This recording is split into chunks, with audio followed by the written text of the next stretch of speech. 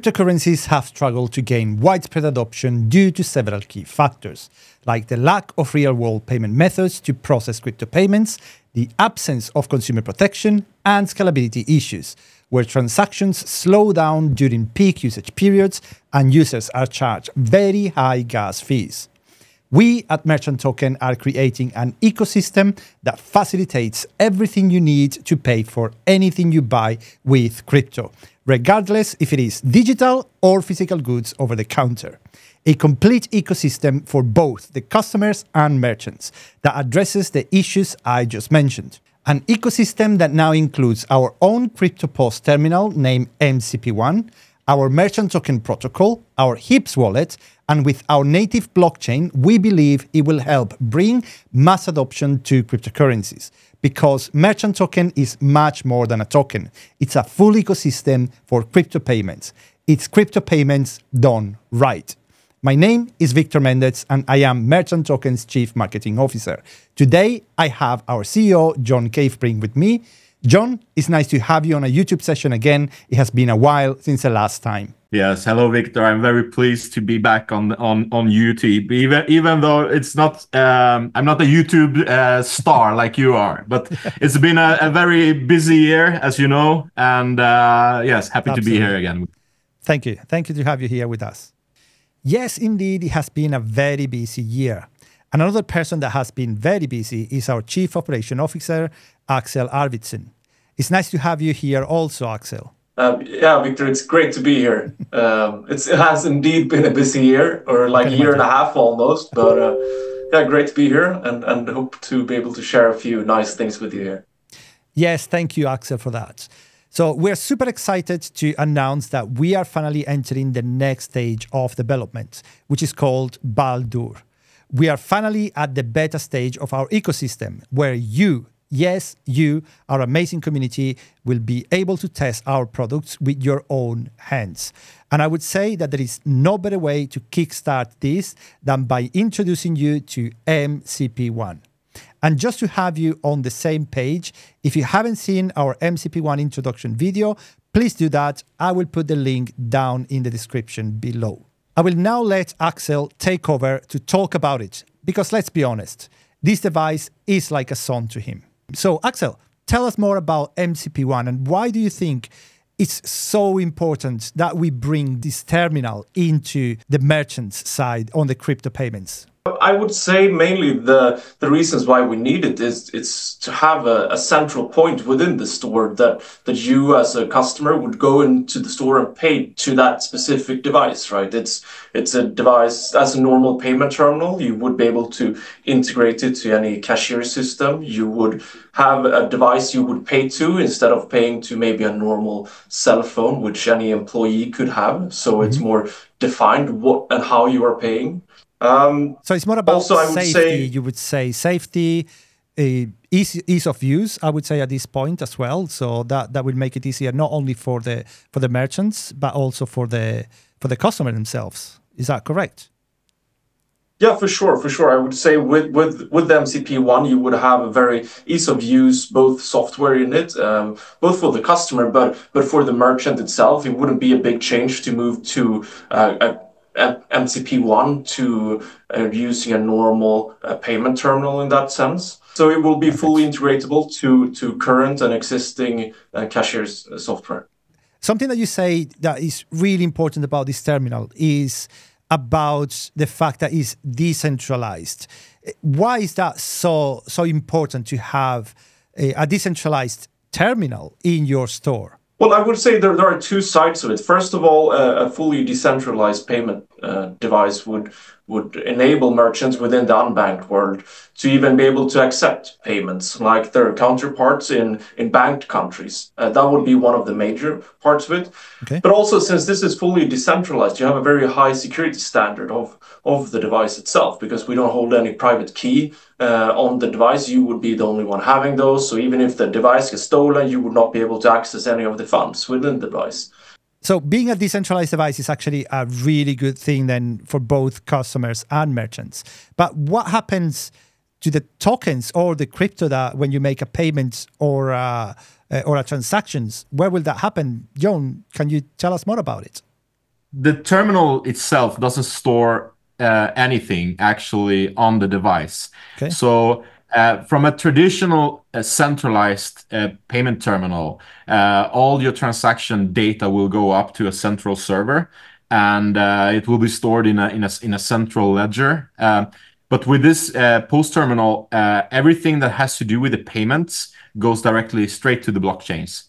And the only thing that goes to our servers and is centralized is the management of the terminal. So that is so we can remote update the software and patch critical security issues that might come up. That is the only part that actually is centralized. The rest is decentralized. So your tokens or coins or whatever currency you accept in the terminal goes straight out to the blockchain. And when you set up the terminal, you will either provide your own seed phrase, or the terminal will generate a seed phrase to you. And to be able to get any tokens or coins out from the terminal, you would need the QR code or key that we gives you when you set up the terminal, which is printed directly from the device, right? When you are creating it is printed directly from the device, and you can it's very user friendly to use this. Okay. But it's important. So the store owner or manager or whoever is responsible for payments in general in the store can have this QR code hidden in a locker or whatever, and the staff doesn't have access to this, so they can accept payment and work with the payment terminal, but they can never send out the payment. They are safe. And since this goes up to the normal blockchains, the manager or anyone responsible for payment can also access the funds via any wallet, actually. Sorry because to they interrupt already you, John. So technically, let's say a merchant that has multiple stores, they could purchase 5, 10, depending on how many POS terminals they want to, have either the same wallet across all the stores or separate, and manage everything from their phones, even if they live abroad, they're abroad or remotely. So they will, every time a payment is made, they will receive it on their phone, basically, because they have the wallet on their phone. And the person will never have, the person in the store will never have access to those funds. Is that correct? Yeah, that is correct. And the good thing with it being decentralized is that you can use any app that communicates with blockchains today. If you have a portfolio management app or something that you like that you use to track your other wallets, you can use the same app to track this payment terminal. Okay. So we will provide our apps, but since it is decentralized, you can go on and feel free to use your own apps as well. All data is available in the blockchains. The blockchain directly. Okay. And the good thing, if you have multiple stores, for example, or multiple cash locations within the same store, you could use our system to consolidate reports and all those kind of things. It works exactly like a traditional POS terminal in the part where on reporting and where you do the seed report or X report or everything that you're used to do with your normal POS device. This works exactly the same. It's just crypto. The important thing is that we want it to be as seamless as possible for merchants to adopt this new technology. So even though there is a fully new technology for them, where there's transactions in blockchain, they recognize it's the same behavior, it's the same workflows as they are used to, and that is what this terminal will bring them. Well, we are very proud about our MCP1 terminal. It is something that has been very fun to work with, and it is something that we have been doing for over 20 years in the traditional payment space. So we are used to develop application for POS POS world and the payment world itself. It is a little bit different to work with the physical terminals than it is with for example e-commerce applications. And the main difference is that in the e-commerce world, if something doesn't work, you can always ask the consumer to come back in 30 minutes. Or it's a bit easier. You don't have to be, of course you should not have bugs in either environment, but you don't have to be too afraid of them in the e-commerce world. In the physical world with the POS machines, it's crucial that it works, because this terminal can, for example, let's say it's in a restaurant and you have already had your food and you want to pay and it doesn't work. That is a real issue. It must work. And it's the same, for example, if you're going on a train maybe, or you really need to travel, or you have already had your taxi ride, or whatever it can be. The POS machine and the software needs to work, and we are very happy with the end result. The terminal will be available to order and in April. Via all the websites, hips.com and Merchant Token. It is working great. We had a few tests so far with it. You were out. I had so much fun actually making the payments. Making the video actually that we shared before. That again is in the link in the description. Watch it at the end after this video. But yeah, it was actually really interesting to see actually real people using the POS. And actually something really interesting that I noticed is that every time you talk about crypto, and I hear that from everyone, literally from everyone, every time you talk about crypto, it's kind of like someone is zoning you out. It's like, oh gosh, the nerd again talking about these things, you know. But as soon as I started using the device, with normal people that have never heard of crypto, they were just, oh, okay, so I can just use that thing that you call crypto and pay these things, pay whatever I want to. Yeah. So it was such a normal thing for people to interact with this. And that's what I feel actually something that sometimes people just don't even consider. You know, it's like just something that will bridge that kind of like gap into people. The normal people uses like, oh, I see a POS terminal. Oh, okay, so I can use that token that I have. I can use that crypto that I once bought. You know what I mean? Something like that. Yeah, and it is helping them, because it is even for example, if they have had payment terminals before, they recognize the flow. It's exactly identical how they work with, how they get out the seed report, how they interact with the terminal and close off it every day, and all those kind of things they are used to. It works the same way, so it's so easy for them to adopt into this, and that's the point. That's what we want to do, mass adoption, right? Absolutely. Absolutely. So it is the physical device is actually an eye opener, and I had that with many that I have been discussing this with too. That they say, okay, it's so easy because you take care of me. If I just install an app on my phone, I have to make sure that it's right app. I have to fill it up with whatever it needs to do. And for someone that is not in crypto, it can seem a bit technical, if you will. But this terminal does everything for you. It's a physical device. They push big buttons and they can accept crypto. They don't need to know anything about crypto. The one that the cashier that works in the store, they don't need to. They just need to show the terminal for the person that wants to pay with crypto. So how about when a customer, or in this case a merchant, for instance, that has completely no clue about what crypto is, but they do want to start accepting, and tapping into that.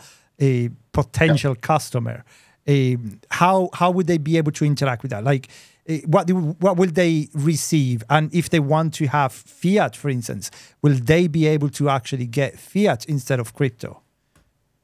Yeah. So the MCP1 is a crypto payment terminal. Okay. The goal with the terminal is to receive crypto and to store crypto on your balance sheet, more or less. But with that being said, there will be added support for on and off ramp on the chain. That is not something that is included in the beta, and it will also be limited to countries where it is legal and so on. Okay. So we will not do the on and off ramp. We will work with local on and off ramp providers and when I say on and off ramp, so that everyone follows what we are talking about, we are talking about when you are accepting Bitcoin in your store, then you want maybe dollar or euro or another currency out to your bank account. You don't want to hold the crypto. So that is the off ramp. On ramp is that you allow a customer, for example, to buy crypto in your store. So someone can go into your store with a dollar bill and buy crypto for that. That is the on ramp. And then you can, in that case, maybe have a fee for that or whatever. But that is on ramp and off ramp, and we are definitely looking into an off ramp solution where you can get fiat out of that. But on ramp will be available in some countries, but I don't have any more information on that right now. I mean, this is still a beta. So again, I do want to point that out. On and off ramp will not be available in the beta. And it's the same with the Visa and Mastercard. We had some questions about will Visa and Mastercard work on the terminal? Not in the beta. In the future, yes, but not in every country. So it will be a matrix. So when you buy this terminal, this is a typical terminal. If you want to accept crypto in your store, you have no idea what crypto is. You own a cafe or a taxi or whatever, but you don't know anything about crypto or very little, and you just want to be able to accept it because you heard about it or you have had requests from customers. Can I pay in Bitcoin here? And you want to be able to facilitate that. Then the terminal is perfect. That is actually that is actually how the terminal works, because people probably want to know this. So every day when you close the terminal, it's in the traditional world, it's called that you do a Z report or an X report. So that means that the terminal summarize all the transaction that happened during the day, and it has a printer, and that is also very important. We haven't discussed that, why it's important to have a printer. But in most countries, you have to store a physical printout of actually the transaction that happened. And in some countries, you can store everything electronically if it's saved with and hashed in a way from the local IRS. I don't want to go into those details, but in most countries, you actually have to have a physical receipt. Some cash register prints that on the end of the day, and there are different ways to do that. But this terminal is compatible with those regulations. So at the end of the day, you do your Z or X report, and the terminal prints out exactly what happened during the day and how much crypto you have in each different network and currency and so on. And this is what you then put on your balance sheet and book in. Or you choose to do a withdrawal with each X report, for example. And the withdrawal can go to another wallet, or to an exchange. So, but you will set up an address and the terminal will lock into that address. So it will be very easy for any cashier or anyone to do that withdrawal into that that predetermined address. So just to clarify that the cashier will not be able to change that address. That will be set up by the merchant or by the owner of the shop. Yeah. Okay. Yes. Correct. Sorry. Sorry. Something else as well. I feel like we should clarify, because you're talking about regulations. You're talking about a certain kind of like aspect that we are focusing on as well, but you are kind of like skimming on them. So I feel we should also talk about kind of like why are we so committed to following regulations in the different regions to make this not only accessible but also ease of use for those people who's going to purchase the POS terminal or integrate our ecosystem into their shops and stuff like that. So I think that's something that we should also cover. You know, why is it so important that we follow regulations? Yeah. Well, yes, it's regulations for us is very important. First of all, we are a financial institution. We have to follow them. And we want mass adoption. So we need to make sure that our products are compliant with the local regulations. So that is the main difference on projects that are. I mean, if you can take a meme coin, they don't have to care about anything of that really. Yeah, of course. We are a real physical coin, if you will. We are much more than that, but we are here to stay for a long time, and it's better to go slow and right than to go fast and do something wrong and you jeopardize everything. So we are extremely committed to this, and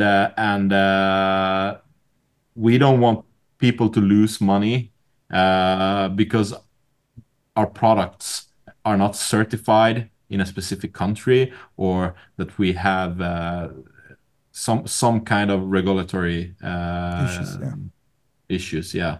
So that is extremely important, and it's extremely hard to navigate. And the reason is that most countries don't agree on the regulations, even though they are working in the same regulatory areas. For example, European Union is one of those examples, and I mean there are many. So it is kind of hard to understand, but hopefully, and it has to be clear within the coming years. So it will be easier, and that is also when we know if we can start to offer staking, for example. It would be a dream to be able to offer that, but we don't want to jeopardize anything. Absolutely. So talking about actually regulations, as you were saying before, John, I feel it's something important as well to talk about regions. There are a lot of people that are concerned or are just asking kind of like, where will these things be available? Like the POS terminal. So actually, Axel, can you just talk us through about that? Yeah, sure. Just like John was talking about the regulations, it's a lot about to do which countries have regulations, which regions have defined them enough for us to be able to enter. To start with the MCP one, we will make it available in the EU and EEA countries, and then from there we will really be moving out towards the countries which we are able to have, or which actually have defined regulations that we can follow and that we can then release the device into.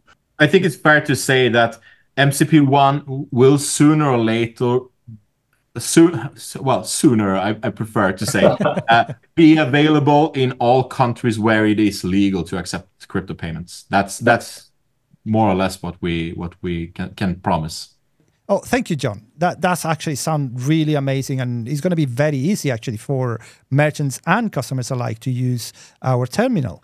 But I do want to bring something up, something that you talked about it just a moment ago, is about the wallets. Like right now, people use their own wallets, like third-party wallets, to track their cryptos and finances online. I believe we are introducing actually today our own HIPS merchant wallet. So can you talk more about it? Or actually, Axel, can you talk about it better for us? Sure. So with the HIPS wallet, it would be a standard ERC20 wallet to start with. We have the main difference between any other wallet really is the possibility for now to add on consumer protection for your purchase if the merchant has opted into it.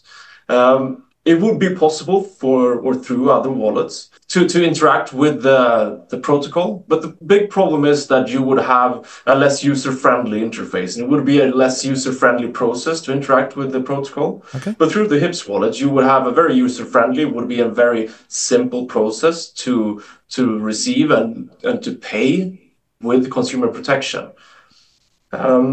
The main reason for us doing this is that it works as a proof of concept for other wallet providers to be able to show them what is possible, and for them later on to be able to integrate us and our SDKs, which will be fully open source, and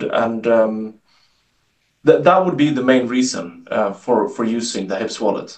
Okay. Actually, the whole wallet is open source. Everything is available for anyone to download and use as they want.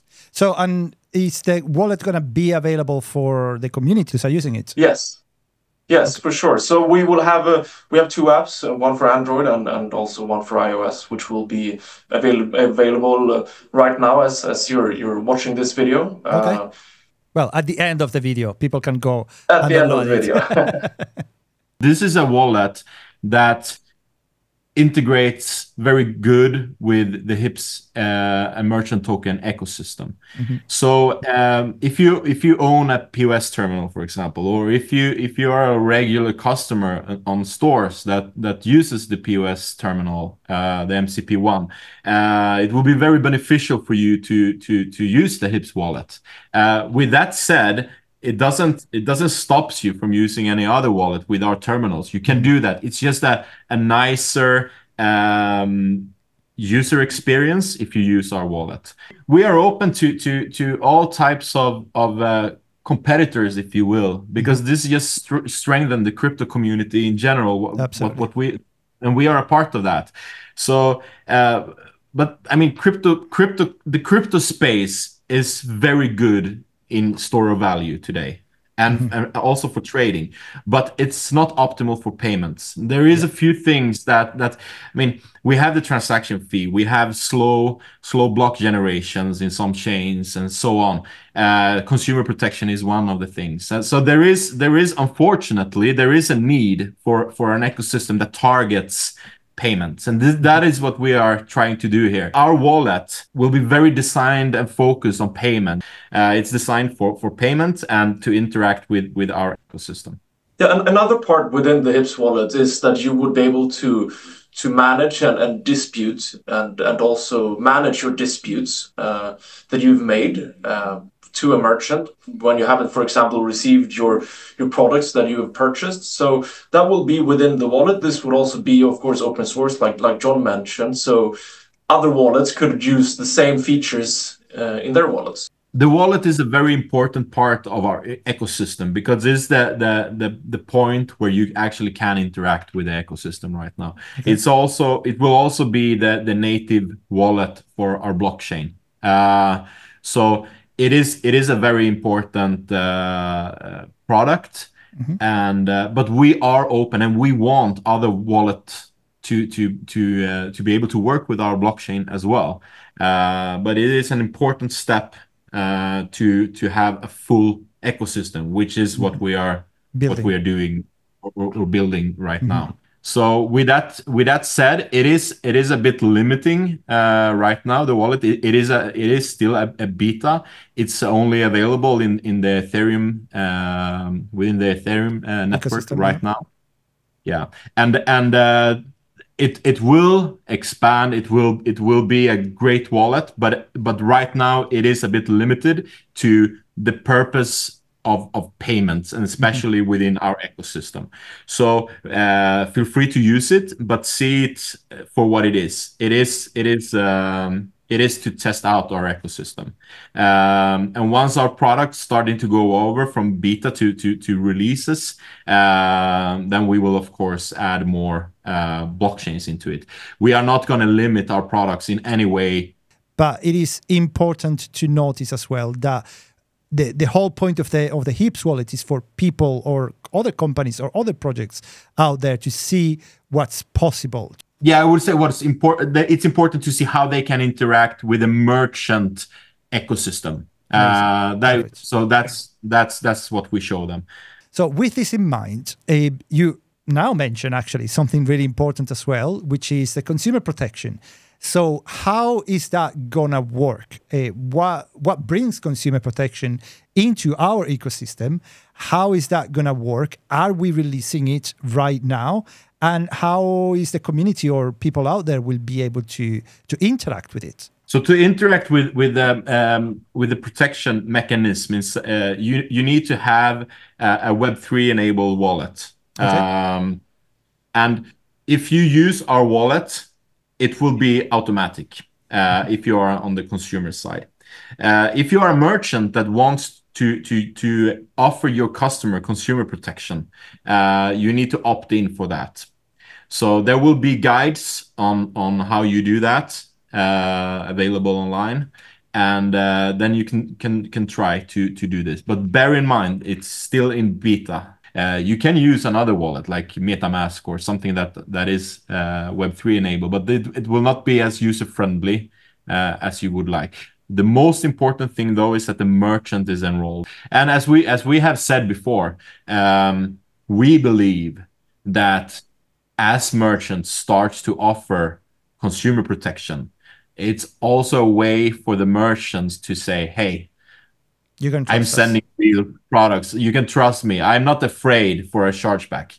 I will send you correct products. It is something that was necessary. If you have read our white paper, you can see that this was introduced in the normal payment scheme 40 years ago. And it was a very important component. Yeah, it's what made basically payments widespread across the world. Because you have a third party that can go in and help you with a dispute.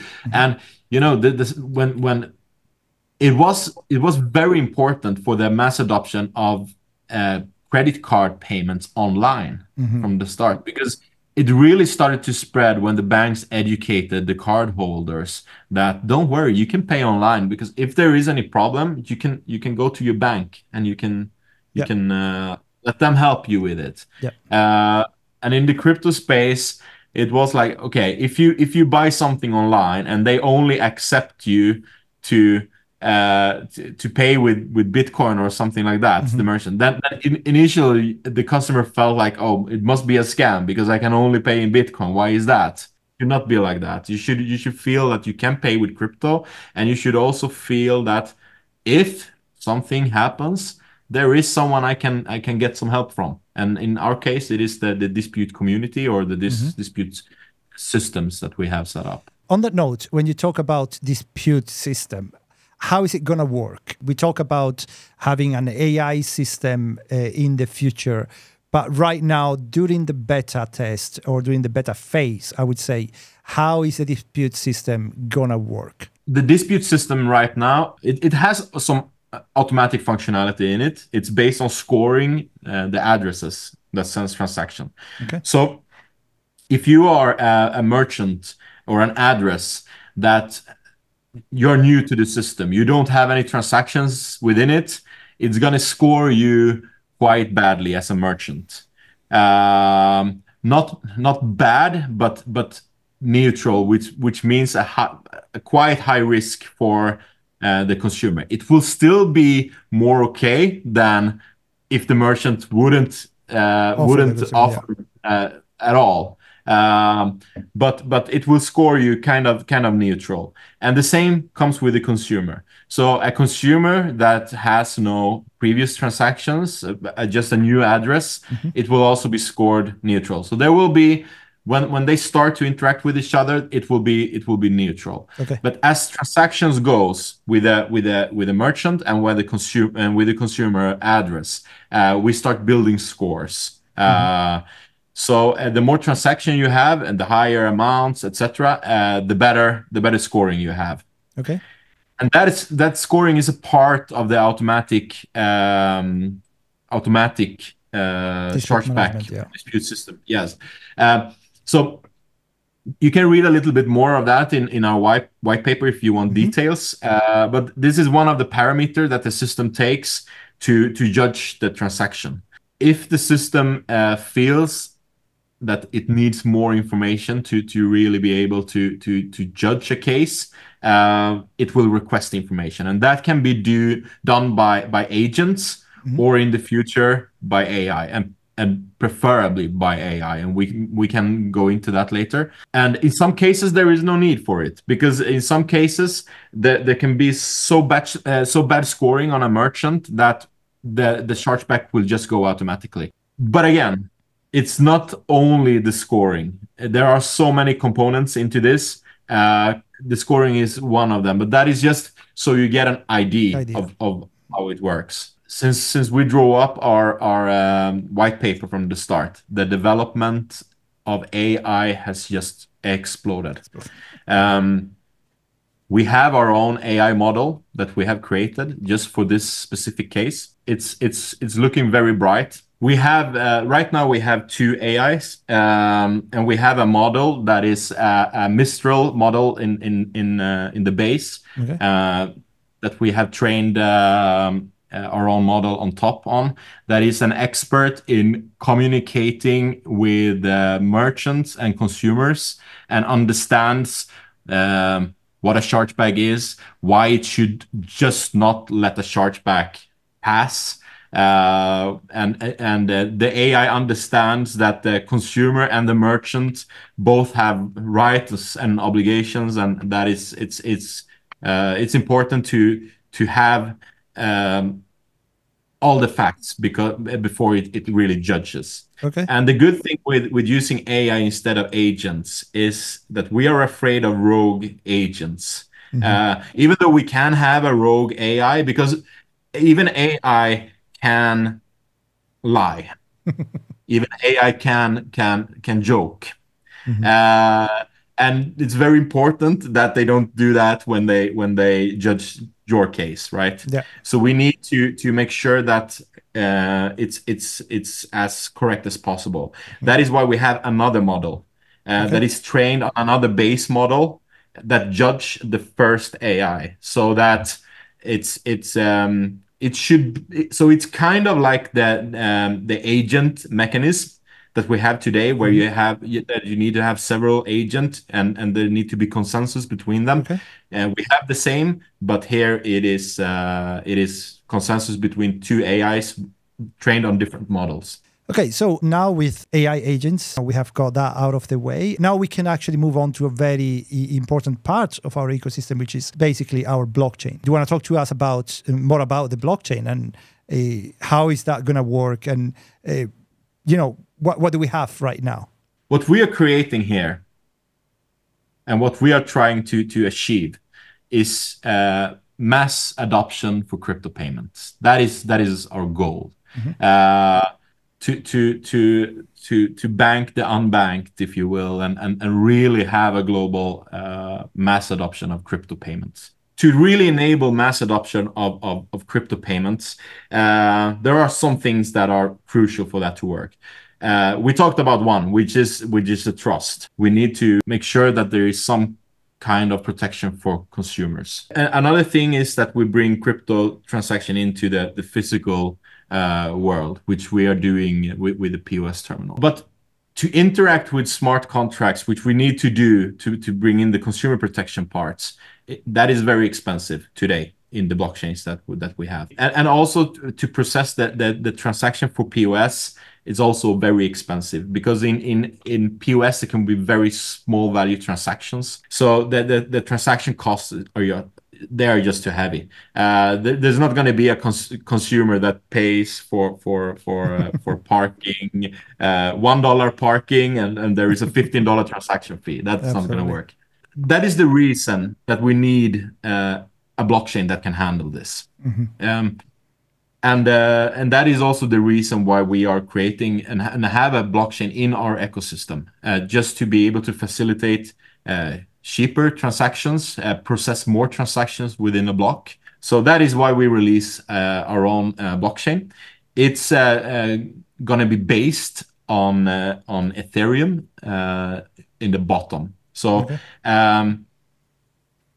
with that said, we have not decided all the technical aspects of it yet. So we don't know which protocols we're going to use on top of Ethereum, but there will be custom modifications to it.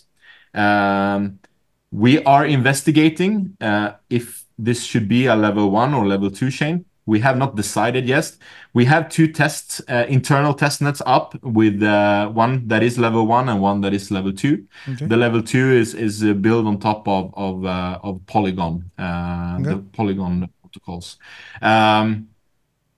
There are pros and cons with both. But I'm sure we will have a separate video when we discuss those things as we go closer to release of the blockchain.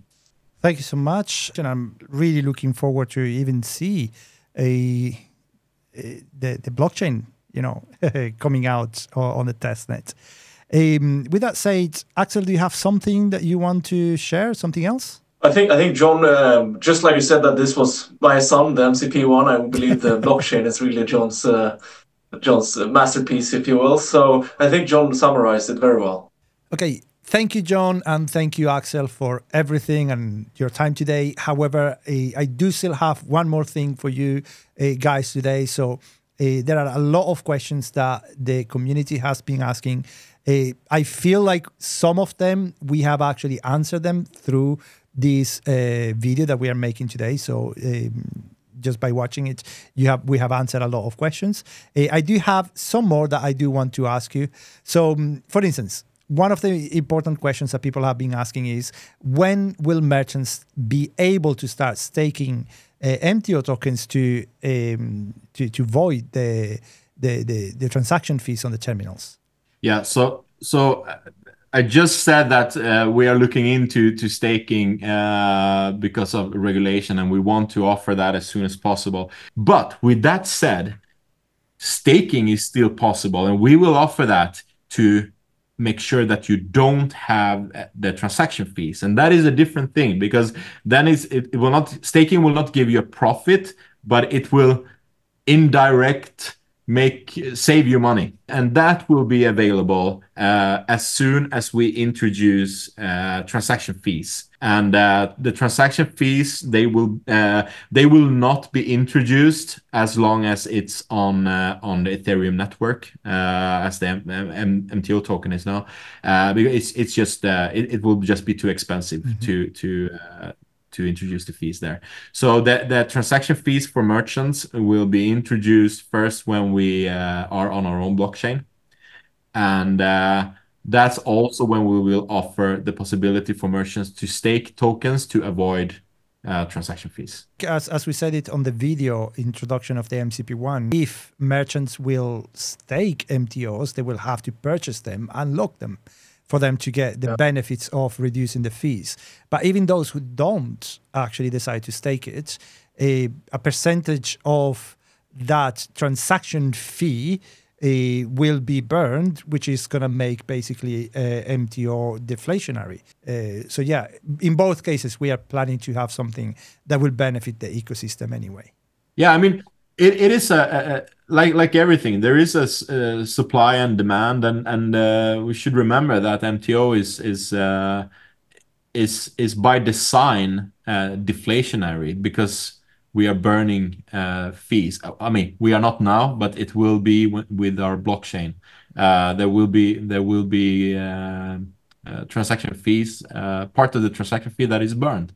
So So with that said, it is an ecosystem and a tokenomics that that works. It's not a meme coin. It is a real use case, real world ecosystem, and a token that support that ecosystem. Another question is the POS terminal will interact directly with the MEO blockchain, and if it will actually have consumer protection. Yes. So all the fees for the terminal will always be in our MEO blockchain. But remember, it's the MEO blockchain can also be an MTO blockchain. We are not 100% certain yet that we need to do the switch over to a coin. But that is the fees for the merchant. Remember that. Yeah. If there is a transaction that is cross chain, so for example, let's say you have a payer that has ERC20 tokens like USDC or anything like that, and they want to pay to the merchant. The consumer, the payer, still have to pay the gas fee in their blockchain they are sending from. The gas fee will only be in MEO or MTO if they are using our chain, which we of course recommend, and it will be very clear that we recommend that once they see the gas fee on the terminal. So there will be, of course, promotion for our own chain in the terminal. And when it comes to consumer protection, here they're asking if the MCP1 will actually have consumer protection. Yes, of course. Not in the beta, but once we release the consumer protection on our own blockchain, all the terminals will automatically have it. The merchant have to opt out from consumer protection not to have it. Okay, so I do have another question here. This person is asking if, because they see that the system could be abused by money laundering syndicates. So do we have any measures put in place to avoid this from happening? Yeah, so we are a financial institution. We follow all the regulation when it comes to money laundering, and we have a lot of anti-money laundering features in our softwares. There is nothing that makes our products more prone for money laundering than any other crypto wallet out there. So if you are a merchant, there will be a KYC process on you. And if you are a buyer, there will be features or measures to make sure that we mitigate the risk for any type of money laundering. And that is in general with all our products. It's just not with the MCP1 terminal. I do have a comment, actually, it's more like a comment than a question. They say that they are ready to be the first to use the merchant gateway from crypto, and they want to know if they can be of any help. It's a good question because in general for the community, everyone can help. And that will be good for the ecosystem, and it will be good for anyone involved in the ecosystem. You can help by recommend the terminal for your local cafe or hairdresser or taxi, or I mean, everything that helps the ecosystem will also benefit the token holders, right? Mm-hmm. And if you really want to help, then you start with the affiliate program, for example, and you will get a kickback on every device you sell or you recommend. Yeah. And there will be different versions for the affiliate system as well. There will be a local reseller program where you actually have a physical stock of terminals, so that you can manage your merchants locally. And there will be online affiliate programs as well, where you just more or less recommend customer via link. So actually, I do have another question here, very, very interesting. Someone is asking here is, how can someone verify a payment on the terminal and also verify that the terminal they're going to use to make the payment is actually a real terminal? So it's a very good question. So the payment itself is by design of the nature of blockchain, and because it's decentralized, it's verifiable by anyone. Then you can actually just check the blockchain. The blockchain is there. It's verifiable, and it's by the nature of the blockchain. Mm-hmm. The second question, how you can verify that that a terminal actually belongs to a merchant, is a very good question. And This is the reason why the community is so important, and that we get this kind of question and feedback, because it helps us develop our products. Mm-hmm. We don't actually have a feature for that. And it's a very, very good question. And we will make sure that we have some kind of feature come up for you with to something. validate. Yeah, it is a very good question. Yeah, Okay. thank you very much for that. Thank you. We will come back with that. Yeah. Amazing. Thank you. Okay, I do have another question after that is, who are our competitors and how do we intend to outshine them? The competitors, it kind of depends a little bit. We have and we will have a big ecosystem. So there will be competitors in different parts. There will be competitors on blockchain. There will be competitors on wallet and terminals and so on. I would say it's naive to think that traditional payment terminal providers in the long run will not go and move into crypto. But anyway, I think it's extremely important that there are competitors in that space of many reasons. And competition is good. And it's something that strengthen the product and strengthen the whole concept of crypto payments in the physical world, because it's something new. It's a new concept, and we need to educate the market. And it is very expensive to educate the market about new products. And the world is huge. It's massive. And we cannot do that alone. So I see it as extremely important that there are competitors. We're probably gonna move in different markets. We will probably not be all in the same market, because that's just how competition works from the start, because this is very early now. Yeah. So all the players will find their market, and some markets we will compete on. And how do we outshine them was the question, second. Well, to offer the absolute best solution. We have a full ecosystem, remember that. And we are also in the traditional banking world. So we have a lot of partnerships and know-how in the traditional space as well. And I think the ecosystem we have with the blockchain and with the wallet, and we have a few other things that we will announce this year, puts us in a very strong position. But again, I'm not, competition is good.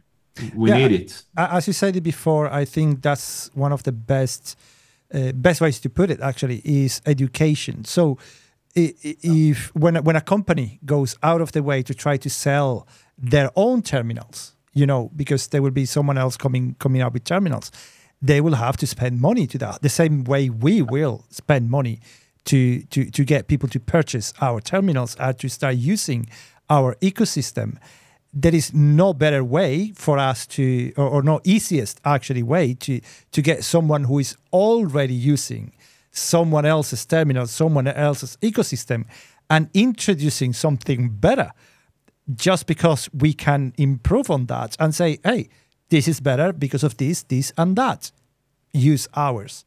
So I feel that's something important that people feel threatened when they talk about competition, where there is actually just something good. Overall, it's good. I think it's like this. I mean, competition in a crowded market is good for the consumers, but it's hard for businesses because they need to compete. Often it will be on price. But to compete in a market that is not crowded at all. I mean, crypto payments, come on, the market doesn't barely exist.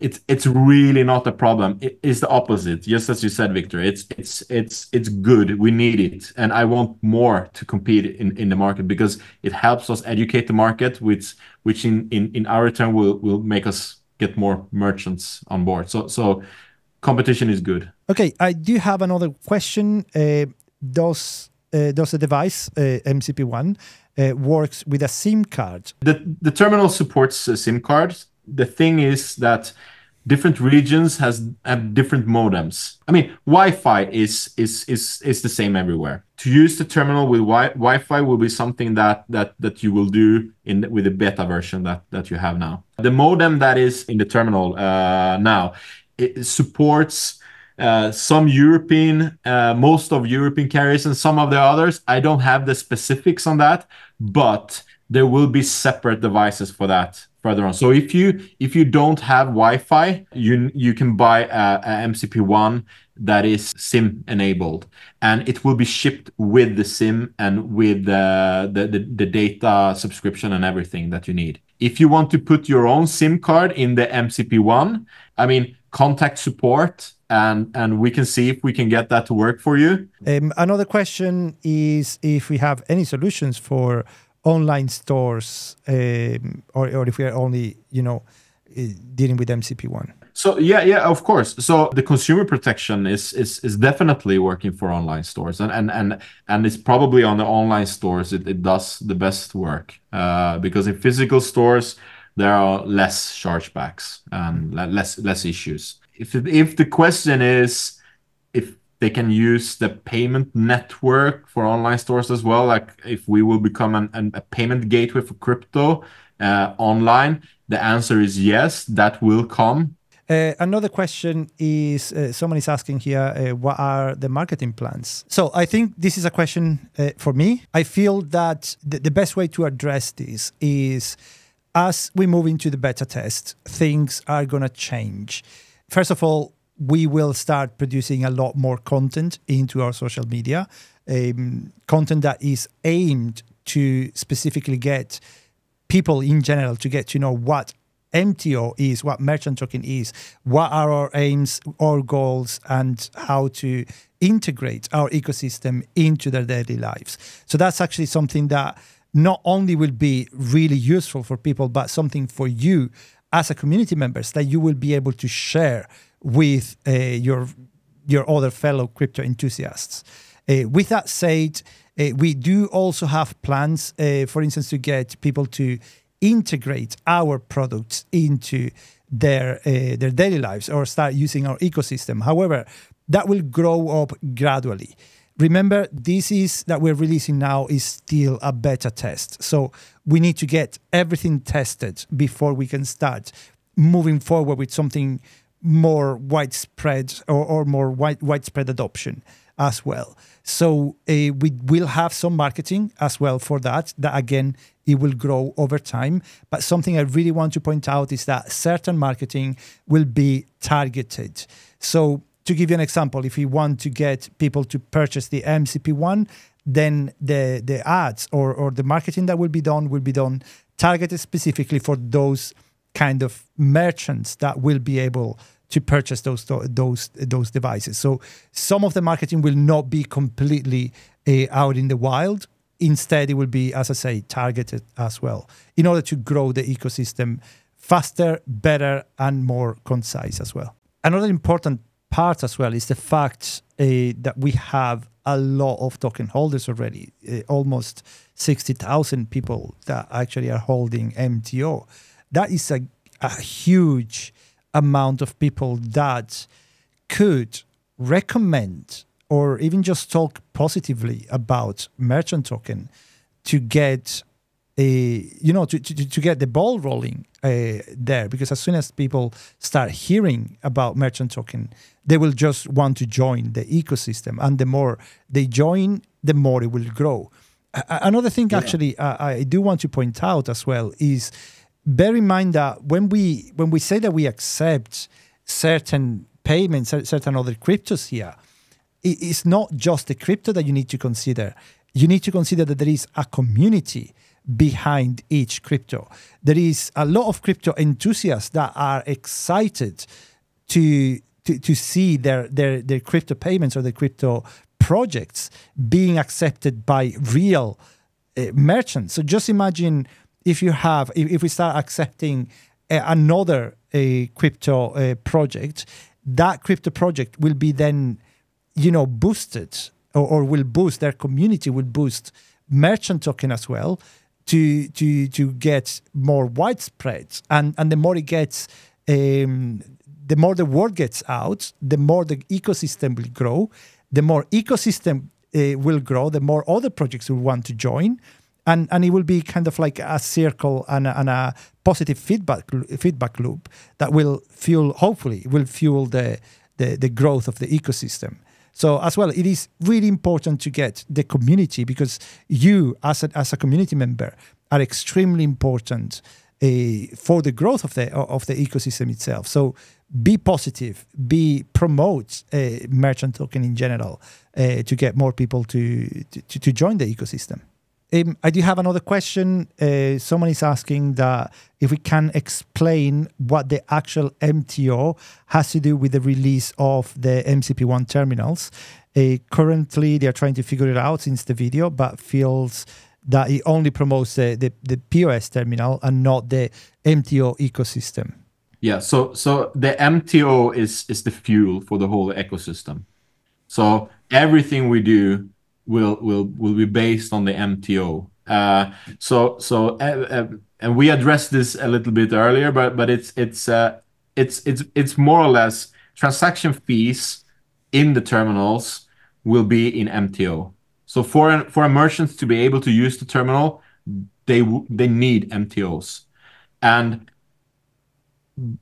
when they buy the MTOs, that will make the demand of MTO higher, which is good for current MTO holders. Also, if they need to stake, they obviously need more MTOs, and that would be even better for the current MTO holders. And that is for everything that we do. MTO is always the base in everything we do. Can I also address something here that I feel sometimes for us is just natural and it just comes normal, but we have to also sometimes think that some other people will not think that way. Yeah. The reason why the MCP1 is so important for our ecosystem is because it's what it will make crypto transactions available in the real world. So having a device that people feel accustomed to, that will be able to use it in their normal shops, in the shops that they use every day, that will bring crypto adoption. And by bringing crypto adoption, or at least we believe that, by bringing crypto adoption, that will fuel the use not only of MTO, of course, but of all the other cryptos that we will be supporting on our ecosystem. Yes. And again, even though we support other cryptos, MTO will always be the fuel token. I do have another question here. Is there any specific reason why we chose these basically crypto projects to add in our MCP1 terminal? The reason why we choose these 6 coins or tokens is because some of the larger ones and being used to transact daily, and several more will be added and are being worked on as we speak. There is someone asking is what industries are considered high risk, if any? For instance, this person is in the American legal cannabis market.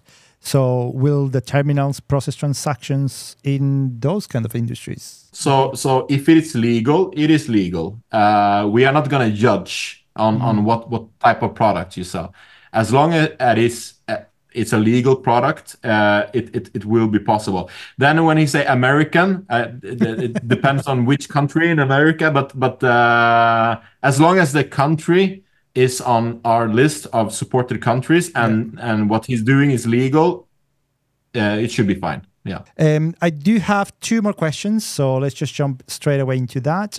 The first one is actually quite interesting, is how can we keep gas fees to a minimum to make sure that we have a competitive product, or in this case, a competitive ecosystem? And that is the reason actually that we felt the need of creating our own blockchain. If we do it as a layer 2, and that's not decided yet, as I said before, the transaction fees will be a lot lower than the traditional layer 1 chains that we are on. In our case, it will be on the Ethereum in that case. If we go layer 1, to make sure that we have extremely low transaction fee would be to go proof of authority. With that said, we will see where we end up, but rest assured that we are choosing the solution and blockchain that makes it most for our ecosystem. Okay, I do have one last question. How can we somehow address the volatility of the crypto markets? I mean, of course we can't. We cannot control any price of any token or coin, not even our own. I mean, it is a market, and what the market sells and buys, and that's just what it is. If you want to make sure that it's not volatile, then you should transact in the same currency that you keep your books in as a merchant. I think personally that a lot of companies will have Bitcoin on the balance sheet, for example. So if you have Bitcoin on your balance sheet and you sell, in this case, a Lamborghini, well, it's not actually volatile, because Bitcoin is not volatile towards Bitcoin. Okay, that's it. I think we have answered all the questions that we did not answer throughout the video. And as always, if you still have any questions, the link for Telegram and Discord will be in the description, and I will try to address as many questions as possible in there. Yes, of course. Thank you very much for supporting this project. Well, looking forward to disrupt the crypto payment market together with everyone for the coming years. Just thank you very much for watching, and any feedback or any questions you have is greatly appreciated. So thank you very much. Thank you so much for joining us today. Have a good day.